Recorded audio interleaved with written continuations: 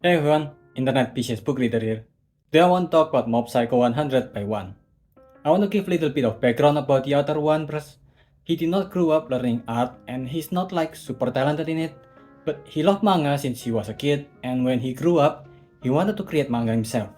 One Punch Man, whose art is like this in the web series, he started in a website in Japan.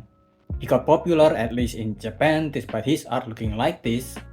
It's not after Yusuke Murata, the mangaka of ICL 21, whose art looks like this, reached out to One to remake One Punch Man, and it got animated by Madhouse that One, the author, got global attention. Mob Psycho 100 is another one of One works. I want to get this in the way first. The anime just strike up much better than the manga.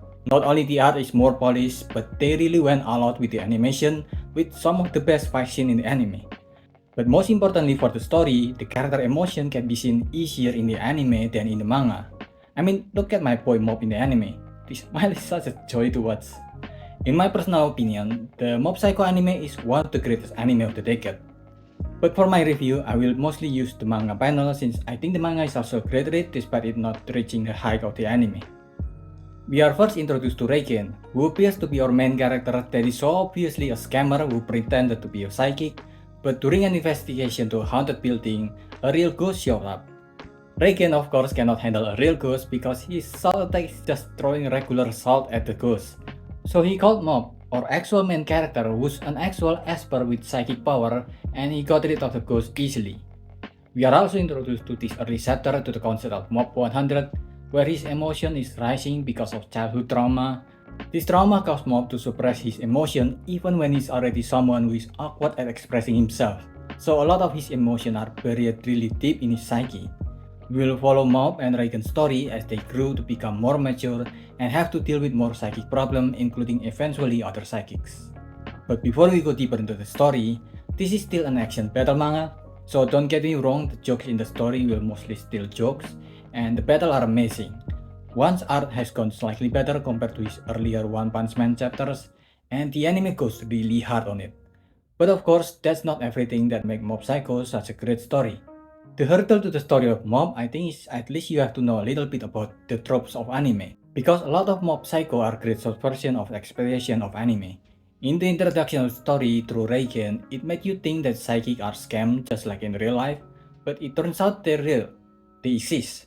You will think that as a psychic, Mob will join the telepathy club at school and save them from being disbanded.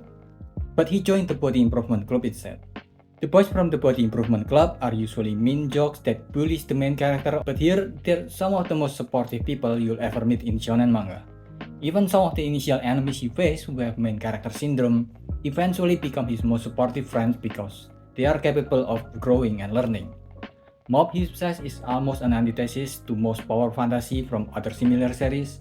Mob doesn't hide his power, he just doesn't use them in day-to-day life because it wasn't something he needed in his life. Because he realized quite fast that there are more important things in life than having superpower and becoming some sort of main character, while in the other story where the main characters hide their strengths, they're usually much worse written show where it's just for plot convenience sake. But in Mob Psycho, Mob actually spent the majority of his time doing self-improvement. He became the disciple of Reiken and joins the body improvement club just for a few examples.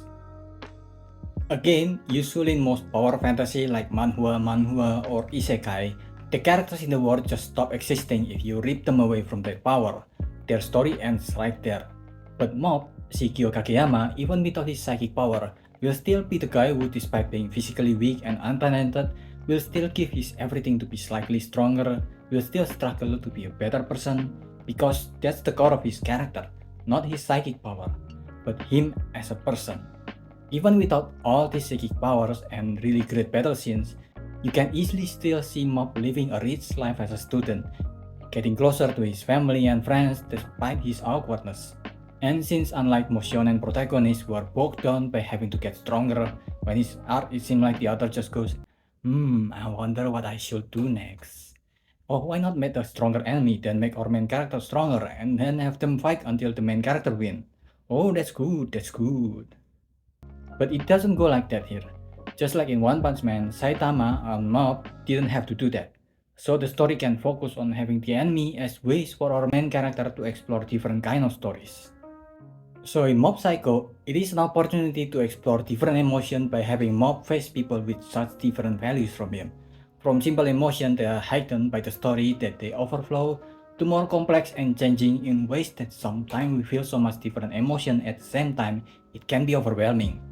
And while it is still a power fantasy battle where Mob will need to face stronger enemies, but the rising stake is not just that his enemies are simply stronger. In the first arc, where he faced Dimple, it's simply a spirit that he doesn't mind exorcising. In the second arc against Kageyama, he's fighting someone that is just another student that will eventually stop before things get too far. A lot of them are either non-human he doesn't mind using his power on, or people with obviously redeemable quality. But in the third arc and later arc, when he started facing the 7th Division and Claw members, he's starting to encounter irredeemable people. People whose power has really taken root so deep in their mind that they basically lost a lot of their human values. People will challenge Mob not just on strength but also his belief as a person, as a good person. And what makes this possible is not just Mob himself, it's his family, his friend, and of course, Reigen. I think the series did a great job introducing Reigen before Mob. It's not only to subvert our expectation on who the main character is, but also how vital his character is to the series. He's obviously a flawed character and a fraud. There are even times when Reigen gets too full of himself and took things too far with what he's saying that creates conflict between him and Mob when Mob started thinking for himself. But still, compared to Mob, he is an adult who knows that he must be a more mature example to Mob when it comes to the important stuff. He's the one who teaches Mob when they first meet about what matters most in this world, that you cannot and do not have to live alone in this world. You don't need to be scared of reaching out to other people no matter how awkward and different you are from them. Although at first this is just lip service, Mob takes these words to heart and Reigen feels somewhat of a responsibility to live up to Mob's expectation. So when Mob's group have to face Klaus, when they have to face this group of people that has gone deep into the La La Land where they can show off their power, and then all their problem will go away and they will become popular and everybody will treat them with the respect they deserve. Reigen and Mob makes them look like the delusional fool that they actually are. Either people who got carried away by their own fantasy, that they started making themselves the center of the world, or people who follow them because they can just do whatever they want without consequences. People who only do things just for fun and nothing about the consequences, or just people who follow the first authority who they feel can take consequences and responsibilities away from them. A lot of the characters in Mob Psycho have some nuance and complexity with different dynamics to Mob himself. But one of the most complex characters that have the most complex development beside Mob is easily, again, Reigen. It was through meeting Mob they both are learning to become a better person than they were, learning to build connection with others and accepting their own weakness and move on to be a better person. The story starts with certain focus to both of them and ended in the most satisfying way with certain focus with both of them, but this time surrounded by the people they build connection with during the story. The scene is even a good callback to a lot of previous scenes and one of the best close of series. Mob Psycho right now is by far his most polished work. One Punch Man is the one that got the most attention since not only it is good, but it has been redrawn by the godly art of Yusuke Murata and even got one of the best versions of anime. But One Punch Man had more difficulty getting away from its gag manga origin into something more serious at earlier to middle part of its long story. Meanwhile, Mob Psycho had one of the cleanest runs with only 101 chapters of manga and 3 seasons of anime with only the 3rd season that have some slight pacing issue. But other than that, start to finish, it is one of the best stories that came out from manga that actually have a proper sense of enclosure to the story and characters that we've spent time with. It is such a game of storytelling. Don't underestimate it like the manga company underestimated one during his earlier time at being a mangaka. Give it a try. I give this a 4.75. What do you think? Are you gonna read it? Did I miss anything? Leave your thoughts in the comment below and subscribe to the channel. That's about it.